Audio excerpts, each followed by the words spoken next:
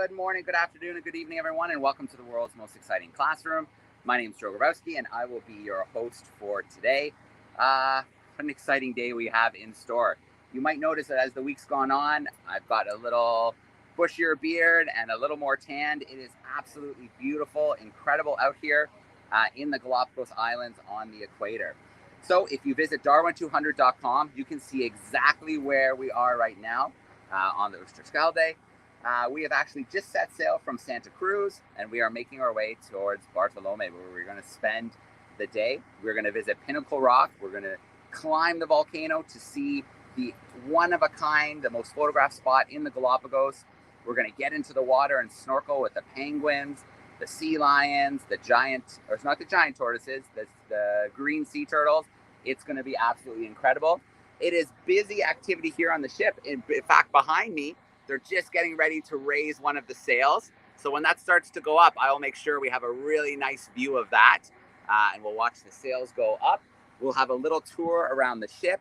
We have some naturalists on board. Stuart McPherson, expedition leader, is with us. We have a ton of video clips. So Jesse is backstage. He will play clips for us as I call for those clips. But let me change my camera because I want to bring Stu in right now. And let's start with a hello. So just bear with me. We're going from front to back. There we go. Buenos dias, Stuart. How are you? Buenos dias. It's lovely to welcome you to the Galapagos.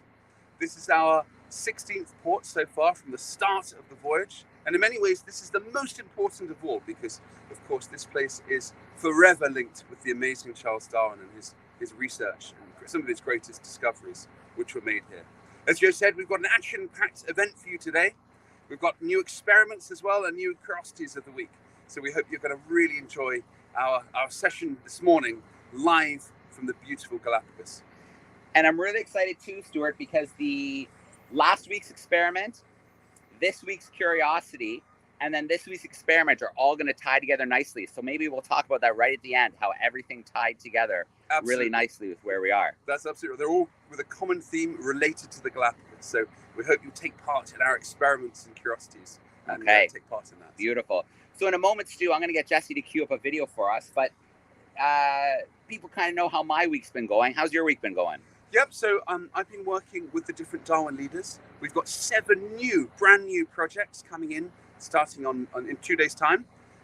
They're going to be doing a whole rainbow of subjects, from some of the big spectacular animals like giant tortoises, all the way to endemic little beetles and unique plants called the Solanaceae. So we've got some really, really good projects coming up. If you stay tuned and take part in the sessions, you can meet the Darwin leaders, talk to them, and find out about their projects. So we've got some exciting ones coming. Beautiful. So the first video that we're going to play, first I'm going to hop over here, and I want to show you this. So in the distance, you might be able to see Santa Cruz as we head away from it.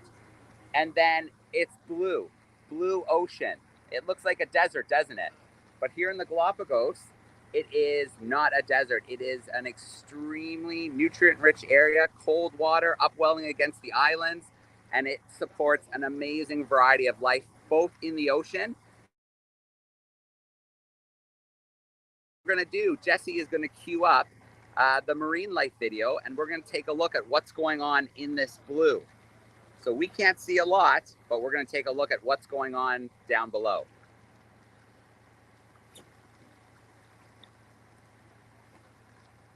So beautiful green sea turtles, the only species of sea turtle found in the Galapagos, 7 around the world, but only the green sea turtle here. And they feed on seagrass and algae on the rocks. Here's a white spot or a spotted eagle ray. So we got a nice shot with the sun up there. These are black-tip reef sharks. So during the day, they kind of lay on the bottom. At night, they come out to hunt and to feed.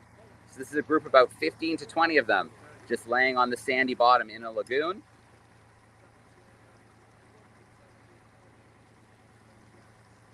Cow-nose rays, so they move across these groups and they just kind of come in out of nowhere. Beautiful, slow-moving in the mangroves. So they like the mangroves, it's safe for them, lots of food. And of course the hammerheads. So we visited Kicker Rock, which is off the coast of San Cristobal. And we encountered this little group of hammerheads, about a dozen of them. And they kind of slip in, they slip out. So 1 minute there's nothing. then you've got a dozen of them around you, and then they're completely gone again. And finally, the Galapagos sea lion. So unique to the Galapagos, the smallest species of sea lion, and man, oh man, do they love to play. If you blow bubbles, if you do somersaults, they're gonna jump in there with you right into the water. All right, so there we go. It looks blue, it looks empty, but it is actually full of life. And I think that video did a pretty good job of illustrating that. Now, Stuart mentioned that we are out in the field right now with the Darwin leaders. So there were 4 Darwin leaders on San Cristobal, and then we have 7 who are going to be on Santa Cruz. So I'm going to switch my camera view here one more time. There we go, so we can see me for a moment. There's Rodri. Hi, Rodri. Hello. Rodri's going to be busy today, running around, doing some filming. We know Rodri pretty well. He's joined us quite a few times. Okay, so yeah, the 4 Darwin leaders, one of the projects was giant tortoises. So we went up to a higher elevation, and a Darwin leader got to spend 3 or 4 days with the giant tortoises, and we captured a little footage. So, Jesse, if you want to cue up the giant tortoise footage, and I'll talk a little bit over it as we watch. So what's absolutely incredible about the tortoises is each island has its own unique species. Now, originally, they would have come from the mainland, maybe somewhere around Ecuador, Peru.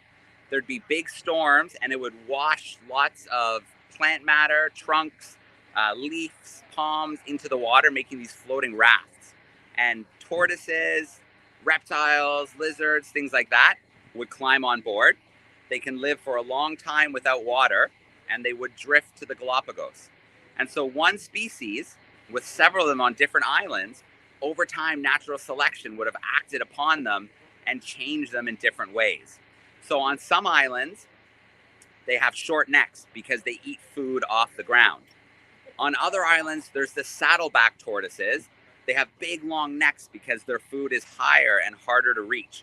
So depending on the island, you can actually, Darwin was told when he visited, that you know where the tortoise is from by looking at it. He could say, yes, that one's from Floriana, that one's from Santa Cruz, because they look a little bit different depending on the island. These tortoises can live well over 100 years. They've been documented to live up to 150, maybe even longer. So the tortoises can live for a very, very long time. It's possible there's still a tortoise roaming the islands that was here when Charles Darwin visited on the voyage of the Beagle so long ago. Tomorrow we'll broadcast live from the Highlands on Santa Cruz with the tortoises. So definitely join us for that at 12 p.m. Eastern. So 10 o'clock Galapagos time, 12 p.m. Eastern, 5 p.m. if you're joining us from the UK. So one more little bit of wildlife I want to cover. If you joined us yesterday, we visited the Tortuga Bay on Santa Cruz. And what's really special about Tortuga Bay is its beautiful white sand beach, very fine, like powder, like flour. That got that way because it was eaten by parrotfish. So parrotfish would nip off bits of coral, and when they poop, they make that beautiful sand that we see, and that washes up on the beach. So I have news for everybody here. When you're on a beautiful tropical beach, that white sand, it was probably pooped out by a parrot.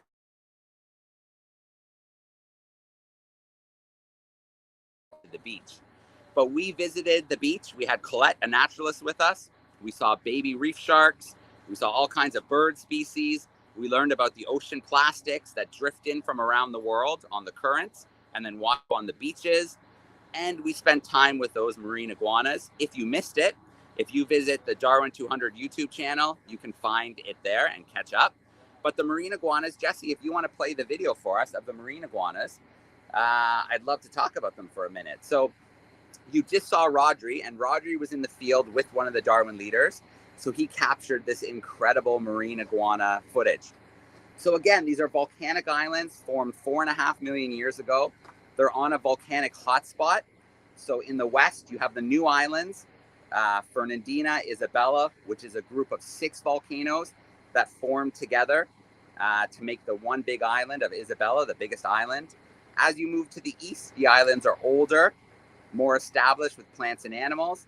And then Espanola is the oldest island, and it's eroding away. and eventually will sink back beneath the surface. These marine iguanas are the only lizards that use the ocean. They warm up in the morning, they head out like they are right now into the ocean, and they're looking for food. So they would have come here the same way that tortoises would have, drifting. An iguana species would have drifted here on a raft. Over hundreds of thousands of years, we had different species like the land iguana, who use prickly pear cactuses for food on land. And we have the marine iguana with their flattened tails for moving through the water. They dive down deep and they feed on this incredible algae growing on the rocks, but they can't stay very long. They're cold-blooded, so they have to come back to the surface and warm up on land. But then they have a special adaptation. So they have to get the salt water out of their bodies. It's too much salt for them to handle. But in their nose, they have a special gland, and they sneeze that salt out of their body. So if you sit on the beach with marine iguanas, you will hear them sneezing all day long as they're shooting salty snot rockets all over each other to get that salt out of their bodies. We saw some iguanas on the beach at Tortuga Bay yesterday that were really skinny. We could see their ribs. And that's because it's been a year where the water temperatures are different. They think it was another El Nino year. So there wasn't as much food around for the marine iguanas. So some of them are really struggling, but they have an adaptation where they can use up to 20% of their body weight to keep them alive. So up to 20% they shrink. And that's a really important adaptation in a spot like the Galapagos, where sometimes it's really good, lots of nutrients, but then sometimes there's years or seasons that are tougher. So with that adaptation, they can use about 20% of their body weight and still be with us and around. So you can see this one here feeding on the rocks. If they don't have to be in the water, it's better for them. They've got these beautiful claws for gripping onto that lava rock. So even if they're washed over by a wave, they're not going to get pulled into the water. They can hold on really tight and keep eating. On the docks where we were visiting, we saw the really small ones, the baby ones. It's a nice, safe spot for them to grow larger.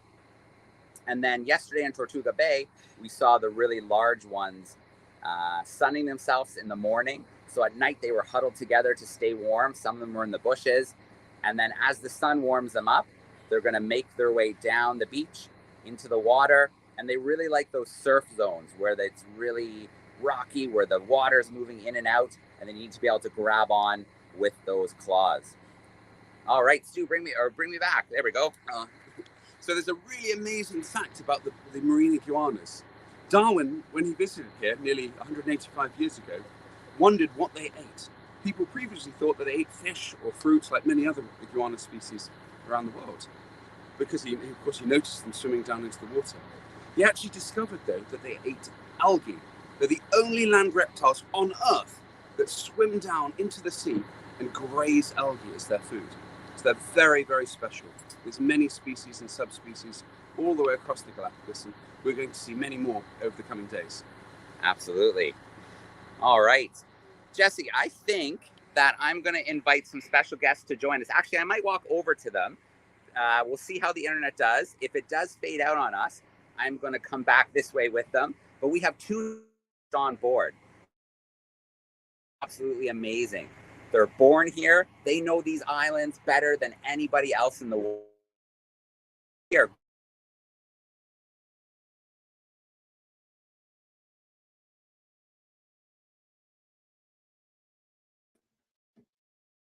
We're cutting out before we even go in to visit them. That's kind of unfortunate. Well, we're going to have Joe back in just a second, folks. And worst case scenario, we'll play a few of our videos to get everybody ready as we continue on in this world's most exciting classroom episode. But fingers crossed, the connection's been really, really good, both yesterday on the beach and today on the ship on the way to our next island. So stay tuned for another few seconds or so. I'll wait to see if Joe comes back. And I can also play again some of the amazing footage of some of the wildlife that we've had the chance to see on these islands over the last little bit. So fingers crossed, everything works out. And as I said, worst case, we've got a whole bevy of videos to keep the excitement and learning going. I do want to note again, DARWIN200, if you want to check out more information about everything they got on the go. And I'll highlight more stuff later because it looks like we've got Joe back and the connection is perfect anew. Hey, Joe. We certainly do. I should remind everybody that we are in the open ocean. There's no connectivity. We're using a Starlink unit that we have tucked inside of this boat here. So every once in a while, we will have a little freeze, but it does tend to come back after, 20, 30 seconds or so. So bear with us. We are in the middle of the ocean. All right. Let me switch my camera view because we have two very special guests with us today. There we go. Let's get to the back. Beautiful. All right. So I was just talking about naturalists, and we have Soto with us. We have Mario with us. How are you guys doing today? Very well. Excited. Exciting. It's so exciting. First thing I want you to do, if you would like to, is tell us a little bit about these islands and how they're protected. About just in general, it's 97% national park. Is that right? Yep. 97% national park, only 3% is a private land. Okay. So if we join all the islands, and of those ones, we have 14 islands, and on those 14 islands, only 5 islands are inhabited. Okay. Yeah, but that's not mean one inhabited island, all the island is a private land. It's only a percent of that island. If we talk about Santa Cruz, for example, only 10% of Santa Cruz is a private land, 90% is a national park. So it's where the farms on the islands are and the harbor. All right. And so if somebody were here visiting, maybe on one of the ships, and they were spending a week, you guys need to be with them, right? They need a naturalist. Yeah, those are the Galapagos National Park rules. Every time you visit the national park, you have to be with a naturalist guide. Yeah. And that's the best way to keep the islands the best protected. Yeah. And the knowledge too. You guys know these islands better than anybody in the world. Well, we have to do the training in order to be naturalist guides, get the license. But in our case, we were born in the Galapagos. We've been here for a little while. Yeah. And so we know the islands by the experience. Yeah, absolutely. So for me, Fernandina. I love Fernandina, youngest island, still very volcanically active. Do you guys have a favorite spot that you like to visit? That's difficult. Yeah, too hard, right? Yeah, too hard because all of them are beautiful. Yeah. All of them have a specific things to show up and are amazing, all of them. Yeah. In some islands, you have a more wildlife. In other islands, more geological. Yep. And stuff, around. And all of them are beautiful. All of them. I don't have really a favorite islands. And all of them are nice. But I am agree with you. Fernandina is amazing. Fernandina is a beautiful spot. Yeah. It's hard to choose one because they're all different. Okay? And different wildlife. Yeah. I love Fernandina. It's great to be there. It's so pristine. Okay. Yeah. But also I like Bartolomé, the island we visit today. Yes. It's a gorgeous view. It's the most representative view of Galapagos. Yeah. So actually, I would say that I like all of them. Yeah, that's a very good answer. I think what's so unique here is every island you visit, you feel like almost you could come to a different world. Yeah. Yeah, and unique species on the islands found nowhere else in the world. It really is quite an amazing place here. Yeah. So can you tell us a little bit about where we're going today? Today we visited two islands. We visit Bartolomé Island and Santiago or James. Yep. The two are very close. It's a short distance channel between the two islands. Yep. And it's more about geology. Is the Sullivan Bay is a young lava field. So we're going to be walking there. It's like to be on a different planet. Okay. Yeah. It's also Bartolomé is the island with the penguins. Yes. But today we see the Galapagos penguin. We'll see them, and if we're very, very lucky, sometimes they're curious and they come see the snorkelers, which would be absolutely amazing to see today. Yes. So Pinnacle Rock, I think, is one of the most photographed places in all of the Galapagos. We're going to see it today. Hopefully get some great shots of the ship as it sails through. We'll go up onto the volcano top. Sure. Pinnacle Rock is a unique formation. Can you tell us a little bit about what it is, Pinnacle Rock? Pinnacle Rock basically is the shape of the cone, and ash cone, tough lava. It's basically by erosion that have been eroded. Yeah. And it's part of the wall of the cone. Okay. Part of the wall of the cone. You're going to see as soon as we get there how how became to form that area. Yeah. It's an ash lava. It's Beautiful. An ash compact lava. Yep, beautiful. We're going to get tons of video. We're going to share that with everybody, of course. I want to remind people tuning in, use the chat sidebar. Any questions about the islands, about the marine life, the land life, please send them in. I do have a question that's come in here already about the Galapagos sea lions. And the student is wondering, how deep can they dive, the sea lions? That is a good question. It depends. They can go probably 20 meters. Yep. That will be like 60 feet. Yep. Okay? Amazing. Yeah. Yep. But probably they go deeper. Okay? Yeah. Yeah. And then what you'll notice too is sometimes you see the young ones on the beach, but then sometimes you see the really big males. How big can those males get? They can be actually like 250 kilos. Yeah. Probably 500 Wow, pounds. 500 pounds. They're huge. They Yep. grow big bodies, compete Yep. with the other males. Yep. Because only the very big ones that get the chance to become alpha males and pass their genes. Yep. Yep. They're So very big. it's tough protecting that group of females from other males when they come. Yeah, the mating season, the males compete for the areas along the shoreline where the Yep. females are. So they Yep. they control more the area than the females. So the bigger area or the best area with more females, they get the chance to pass their genes more than the other alpha males. Yep. All right. We have a question about the giant tortoises, and just a little question about. This is hard because they're on different islands. You'll find them, but maybe some examples of what the giant tortoises eat on the islands. They are herbivores. Yep. It's why they live on an island. On almost all kind of vegetation they find around. Yep. Is what do they eat. They are herbivores. So all kinds of All vegetation. kind of vegetation. I imagine some of them can eat those prickly pear cactuses as well. Yep. Yep. Yeah. When there are long droughts, the vegetation from the island dry. Yeah. Like disappear. Then they come down to the arid areas. Yep. For find and some and also they are waiting for the prickly pears to fall off. And it's one of the reasons why the prickly pears are very tall ones over here. Yeah. And we saw such a good example of natural selection with those prickly pear cactuses. Because on the islands where maybe you don't have the tortoises and the land iguanas, they're like little shrubs. Yep. They're very small.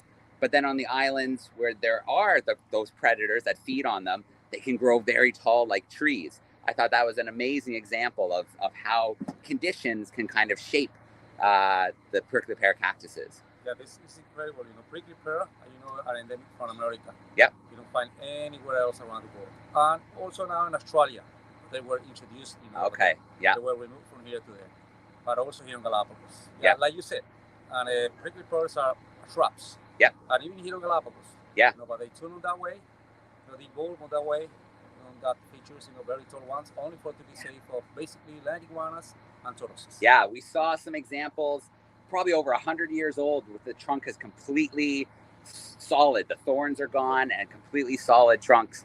It's just amazing to be able to see, to visit different islands and see those little differences in the mockingbird, in the tortoises, in the marine iguanas.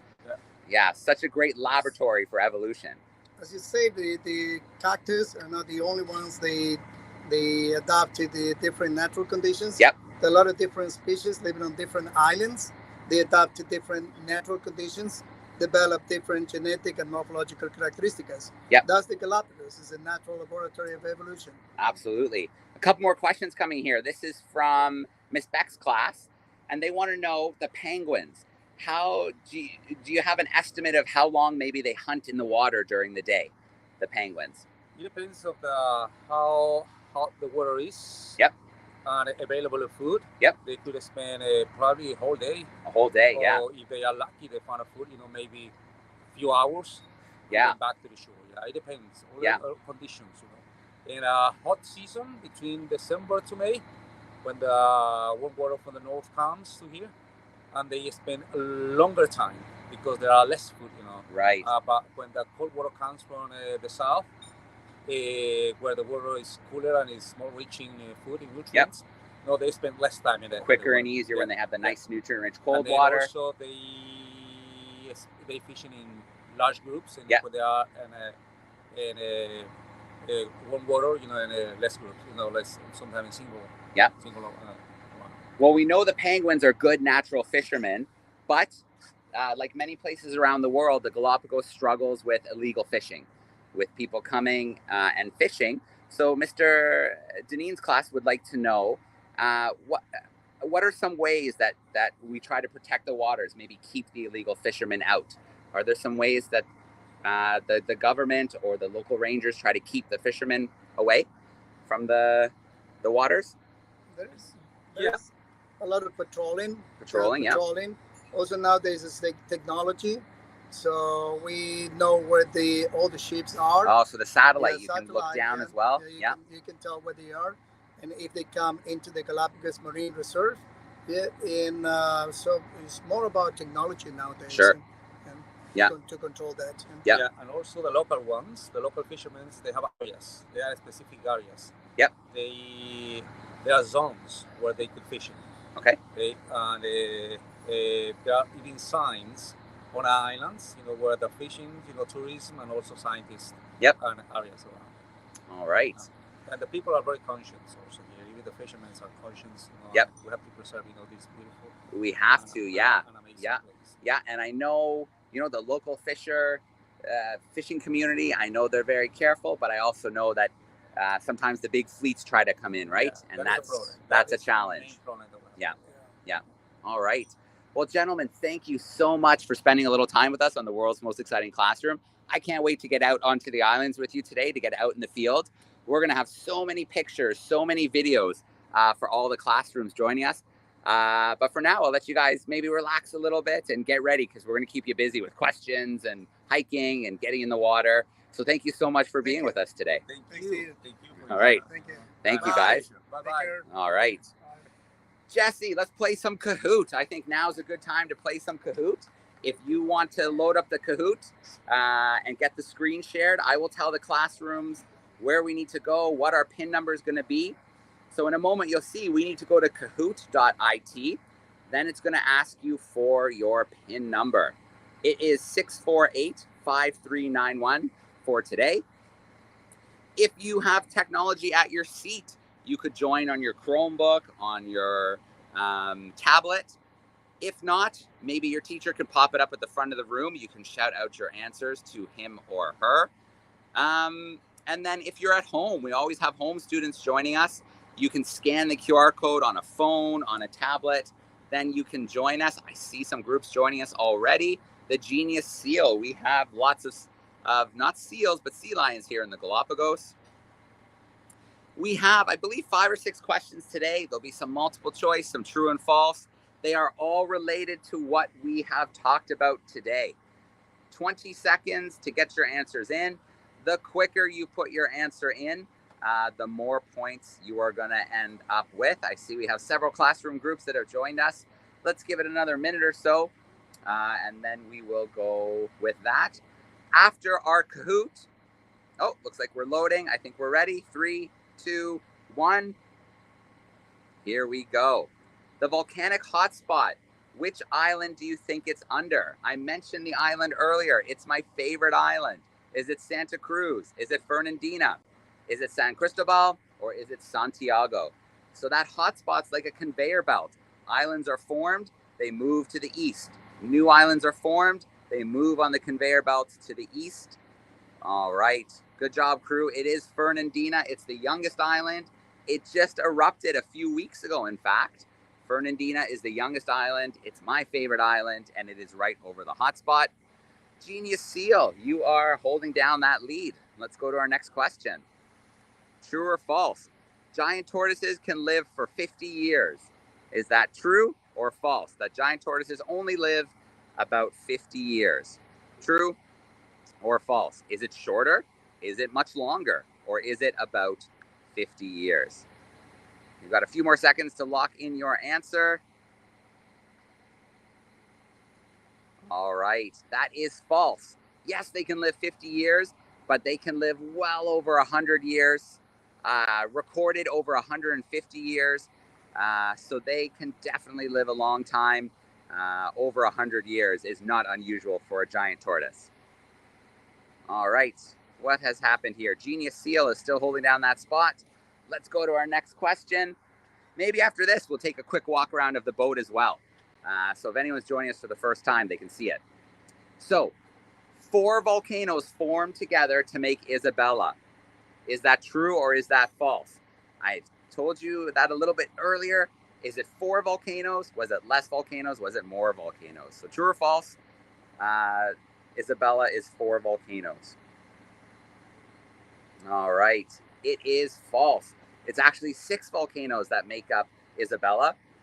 They would have formed separately, but as they continued to grow, as new land was formed from the magma rising from that hotspot, we ended up with 6 of them fusing to form that really cool seahorse-shaped island.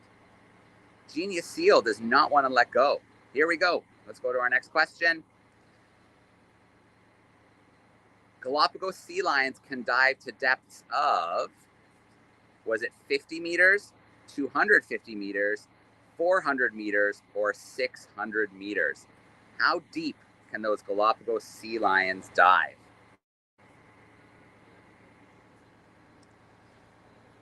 So during the day, they're lazing around in the sun. You can find them on the beaches, on the rocks. You can find them in town, laying in front of the bank, laying on the dock. All right. So believe it or not, 600 meters is the deepest recorded depth of a sea lion. 600 meters.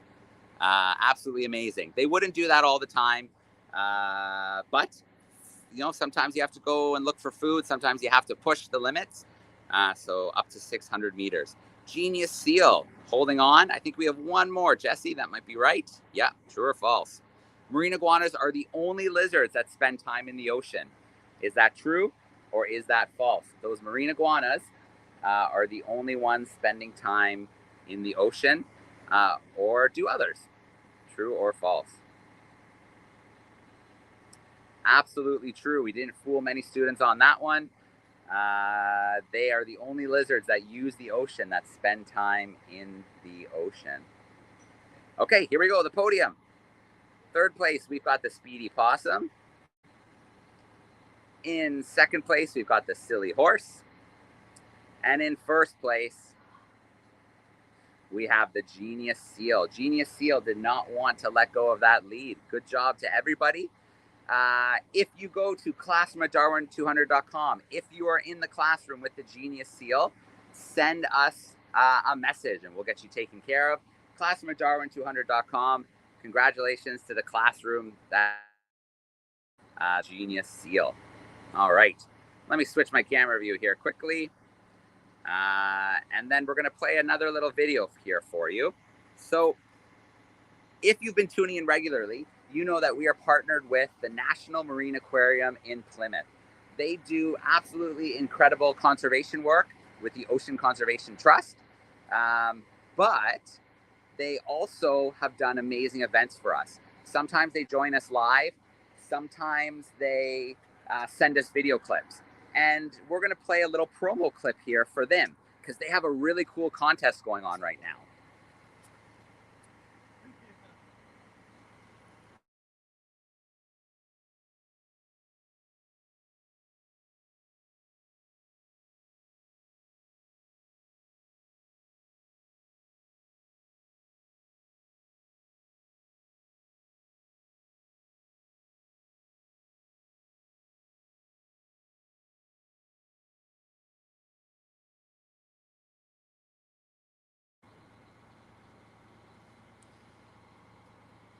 Okay, so please do visit the website. If you're in the UK, some countries in Europe, this contest is for you.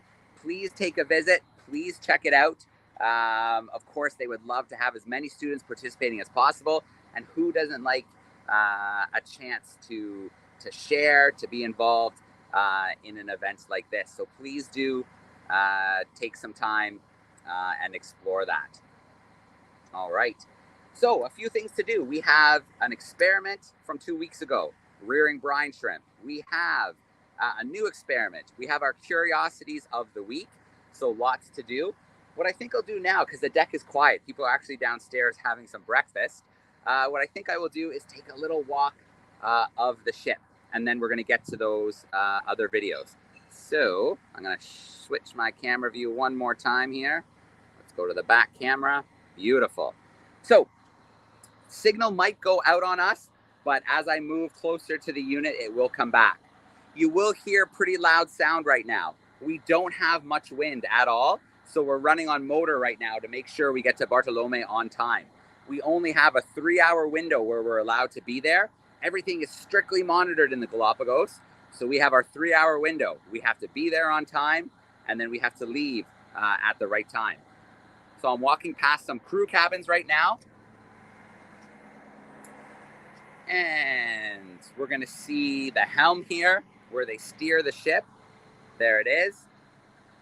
And then we're going to see the compass here, right there. And if I pop in the back here really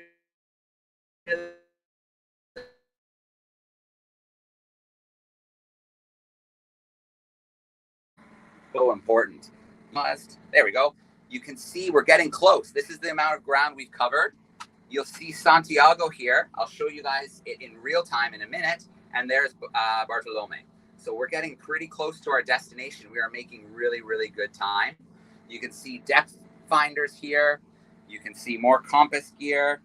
We have our map because we do still use paper and pencil. It's so important to keep track of where we are and where we're going.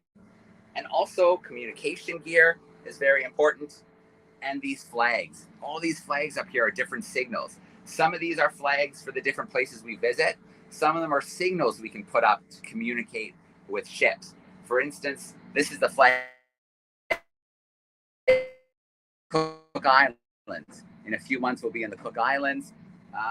There's Argentina. We were in Argentina a few months ago. Some of the flags, New Zealand over here will be another one we'll use soon, Peru. So signal flags as well as country flags from all the places that around the world. You can see it's a 3-masted tall ship, a 3-masted schooner. It's from the Netherlands. You see the flag back there. You can see the 3 masts here. We have all the sails down. We just don't have much wind today, which is a plus for us because it's not affecting our live stream. You can hear us nice and clearly today without the wind. Let's make our way along. You can see the masts. We have a collection of sails along here that we can raise at different times depending on the conditions of the wind and where it's coming from. This life raft here is more of kind of an example of how it would have been in the past. These are the new life rafts here. They're big. You throw it over and it automatically inflates. We have 4 of them and more than enough space if anything were to happen. So these are the newer life rafts that we have on board the ship. As we make our way along towards the back, we're going to head towards the bow, actually. Sorry, the front. There's more crew quarters here. Jesse can attest to this. Climbing up here on the webbing all the way up onto the platform is one of the funnest things you can do on the ship. It gives you just an amazing view of the ocean. It's pretty awesome. You can see all the different ropes here for the different topsails all along here that we can loosen and pull on to drop and raise the topsails. And then if we go up here towards the bow, to the bowsprit, you can see the anchors here. We should get a nice view of the 2 anchors.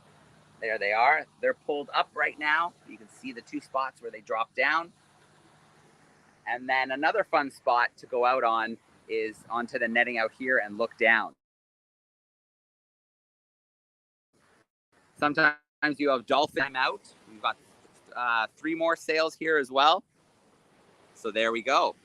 That's a little walkthrough of the ship today. I'm not going to go downstairs because everybody's having breakfast and some people might not want to be on camera. So I will stick to just the outside for today. Jesse, if you want to queue up our next experiment. So 2 weeks ago, we had the experiment on rearing brine shrimp.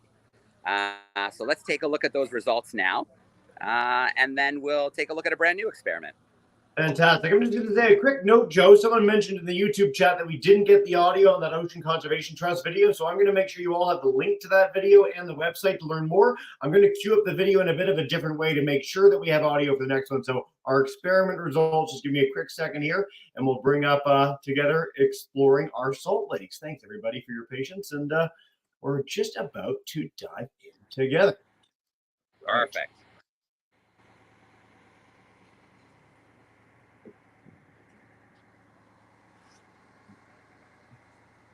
Wants to work. Thinking about it.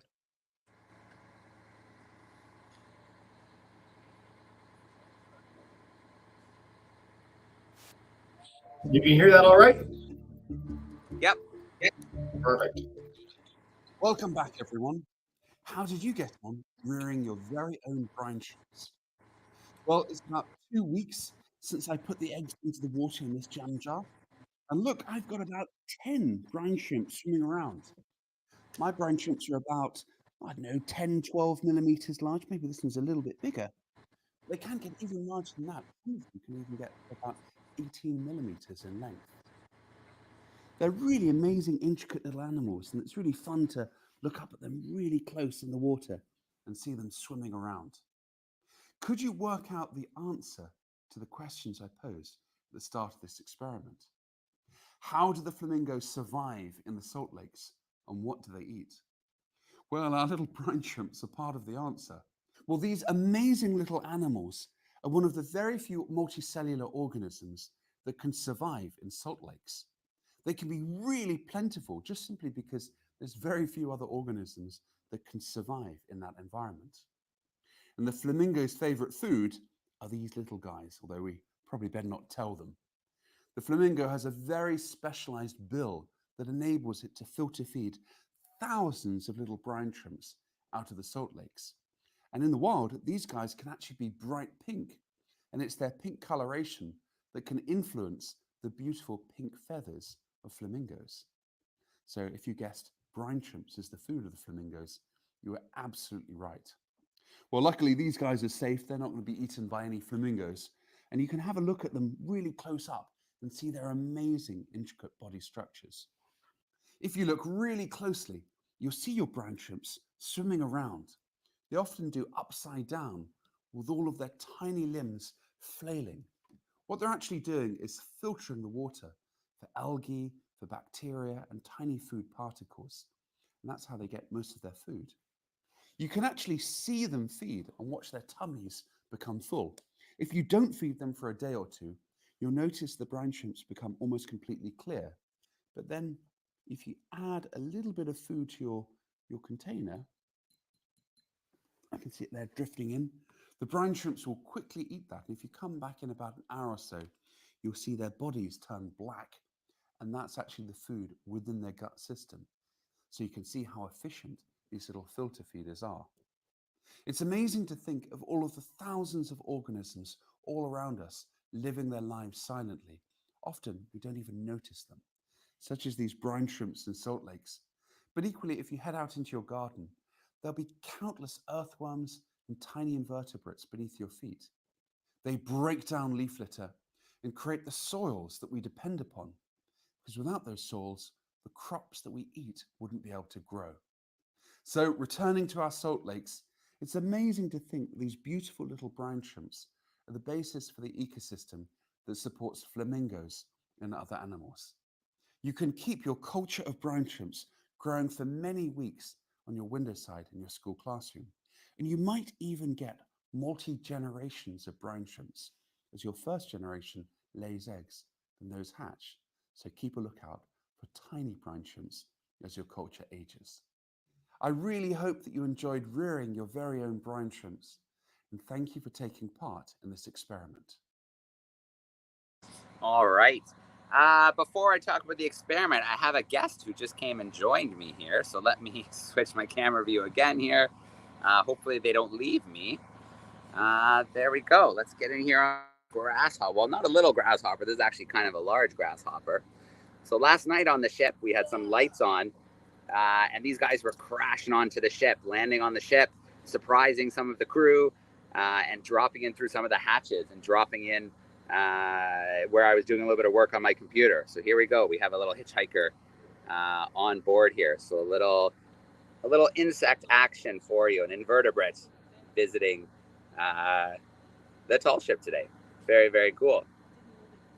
Okay, so I hope you enjoyed rearing the brine shrimp. As always, with all the experiments, we have a list of them on the DARWIN200 YouTube channel, a playlist. If you want to go back in time and try any of the experiments we've done so far, please do. You can check them out, try them for yourself. It doesn't matter if you don't do them at the same week that we do them. What's important is that you just try them out. You try the experiments and you give them a go. Oh, my screen's a little, there we go. Okay, so I should mention you as well that we have, you talked about the salt lakes and the flamingos in that brine shrimp video.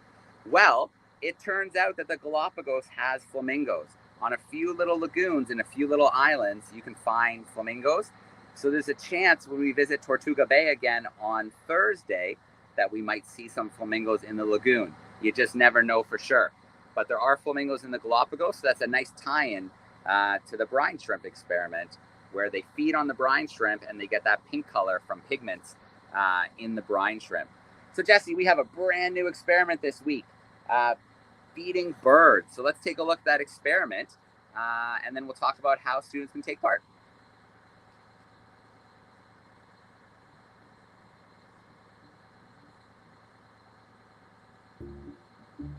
Here it comes. There we go. Welcome back, everyone. In today's activity, you can find out what species of feathered friends you have in your garden, at school, or at home.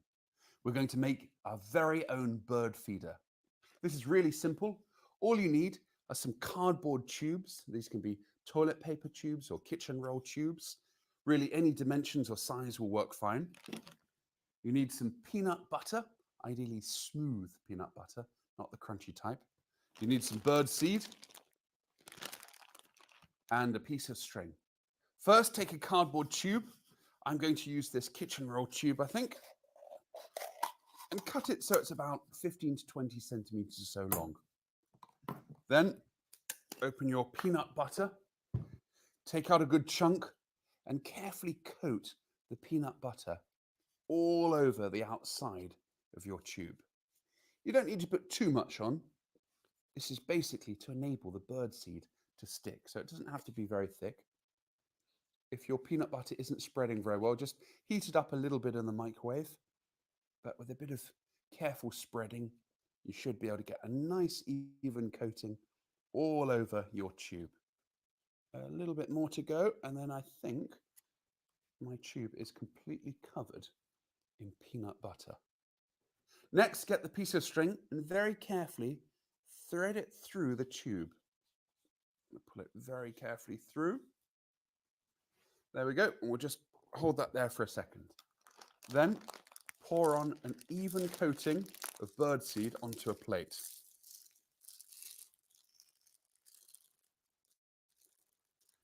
And you have to then roll your sticky peanut butter covered tube in the birdseed. Look at that. Wow. The seed is sticking to the peanut butter, so it's getting absolutely coated. Press it down a few times. Make sure you get all of the seeds covering every little patch of peanut butter. The more seeds you get on, the better. Doesn't that look tasty for the birds? They're going to absolutely love that. There we go. I think I've completely covered my tube in seeds now. Then get the two ends of the string and tie them in a knot at one end. And then your bird feeder is pretty much ready to go. Try and find a good position so it's not completely exposed and open, but equally you don't want a place that's completely covered in undergrowth and difficult for the birds to reach. So the edge of a hedgerow or underneath a tree, these are really good places where you can attract birds. But remember, they need to be able to see it to notice it. Once you put up your bird feeder, go inside and watch it from the window. Write down how long it takes for the first birds to notice it and come and start pecking at all of these seeds. And if you can, try and identify how many species of birds come and eat from your bird seed feeder. I'm going to hang this up in my back garden and record how many species of birds come to eat these delicious seeds. You can download a record sheet from www.darwin200.com to record how many species of birds come to eat from your bird feeder. Send in a copy of your results sheet to classroom@darwin200.com over the next 2 weeks for a chance to win a £50 Amazon gift voucher prize. Join me in 2 weeks' time to find out how many species of birds came to visit my bird feeder. Good luck and see you then. All right. So this is a pretty good one for this week. Feeding birds in your yard. Hopefully we see a good diversity of birds from different places around the world. Here in the Galapagos, we have no shortage of birds. Pelicans, blue-footed boobies, red-footed boobies, Nazca boobies, the penguins, noddies, tropic birds. The list goes on and on and on. The magnificent frigate birds. We have seen a lot of birds both on land, like the Darwin finches and the mockingbirds, and then out here in the ocean. So give that experiment a try. Send in some photos, classroom@darwin200.com. Send us a list. How many birds did you see? 10 species, 20 species. How lucky were you in your backyard? How much did you see? Okay, so 2 weeks for that experiment. In 1 week, we need the answer for our diffusion experiment. Classroom@darwin200.com. You still have 1 week to send in your answer to the diffusion experiment, and we will look at our results next week when I am back in Canada, having to leave the Oosterschelde and the Galapagos, which is always hard to do, to leave the Galapagos. Before our curiosity, I want to show you how close we're getting to Santiago. So we are getting close. We're actually making a little bit better time than I thought we were going to. So let's just zip up here to the front and let's take a little look at Santiago before we log out for today. All right, we're still connected. That's positive. Good, good. And now, so we've left Santa Cruz behind us. It's going to be maybe hard to see. Just in the distance, you can see Santa Cruz still. Might not be able to see it, though, with the sun. And now, if I peek over here, we get our first look at Santiago. So you can see some volcanic cones there. It's a bit dark around the shore. There's some lava rock from eruptions in the past. So there we go. We are getting our first look at Santiago. I would say within the hour. Hopefully we'll be dropping our anchor and getting ready to explore Bartolome, Pinnacle Rock. And then if you have time, look up a place called Sullivan Bay. We're probably going to visit Sullivan Bay, which is an area of newer volcanic rock, maybe 1,000 years old. And it's kind of like being on the moon. So you're going to want to check that out. And see what that moonscape looks like on the lava rock. We have to look at our curiosity from last week. Let's take a look at last week's curiosity. Let's see what the answer was. Back, everyone. Last week, I asked you to try and identify this object here, attached to this branch. In fairness, this is quite a difficult curiosity to identify. Well, the answer, it's actually a wasp's nest. It's from the European wasp. The wasps chew up wood and make this papery substance, which they build up into this little ball-like structure. And they have a lattice of hexagonal egg chambers in the center where they lay their eggs and their grubs then grow. This is actually a really small one. They can get much larger than this. They can get easily 30 centimeters or so in diameter. So there's only a tiny young wasp nest that I found out in the woods a few years ago. So anyone that wrote in the answer, wasp's nest, got it absolutely right. Thank you for taking part. And now let's find out who won this week's prize. So we had several classes send in answers for us. We had lots of different guesses. We had guesses like dried leaves.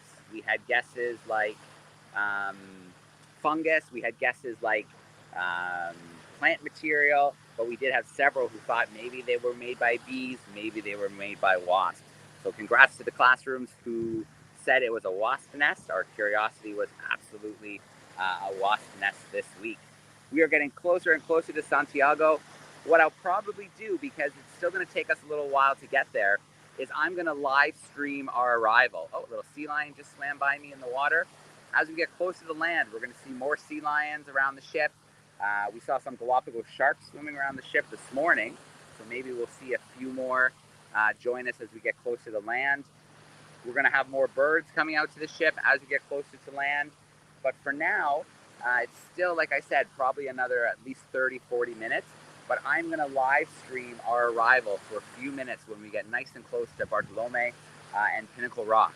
So it will appear, and I will share it in a playlist, so you will get to see our arrival probably in the next 30 to 40 minutes, and I will live stream as we arrive. Now we have a curiosity of the week. It ties into being on the Galapagos. It ties into the brine shrimp experiment. It ties in very nicely to the feeding birds experiment. So Jesse, if you want to cue up our curiosity for this week. Welcome back, everyone. For this week's curiosity, I've got these two feathers here. What type of bird do you think these feathers are? A clue is in the colour. Send in your answers to classroom@darwin200.com for a chance to win a £50 Amazon gift voucher prize. Join us next week to find out the answer. Good luck. All right, there we go. Curiosity of the week, classroom@darwin200.com. I think most of you can tell that has come from a bird. Perhaps it's a bird you might find in the Galapagos. And one more hint, it ties in very, very nicely to some of the things that we talked about in today's event. Now, I know it's very bright. You're seeing me in the sun here, but there's not a lot of spots I can hide out right now. Over the equator, the sun is right above us. It is very hot all day long. It'll disappear right at 6 o'clock. We'll have the sunset. So there's not a lot of spots where you can hide from the sun if you're on deck right now. I want to give a huge shout out to our classrooms who joined us today. Thank you so much for being with us live. Thank you so much to the classrooms who took part in the curiosities and the experiments from last week and 2 weeks ago. Thank you for the amazing questions. We don't have our nationalists with us right now. I think they're below deck having a little bit of breakfast.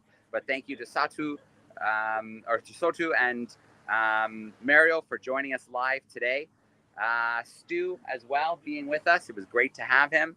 A huge shout out to Rodri. As always, Rodri, thank you so much for the filming and being behind the scenes with us. And we are getting close. Santiago is there in front of us. Bartolome is just around the corner, and I will live stream a little bit of that for you. In fact, I think the best way to sign off today is maybe just one more view of the ocean, one more view of Santiago. We have one more video to play as well. We could not be doing this, the Darwin 200, the world's most exciting classroom, without our sponsors, without our partners. Individual people from around the world, organizations from around the world, institutions. So critical to making the Darwin 200 happen, bringing the Darwin leaders from around the world to the ports, doing research on board the ship, and of course our live classroom events. So that's how we're going to wrap up today. A big shout out, goodbye, thank you for being with us, and let's watch our sponsor video as we conclude today's live event.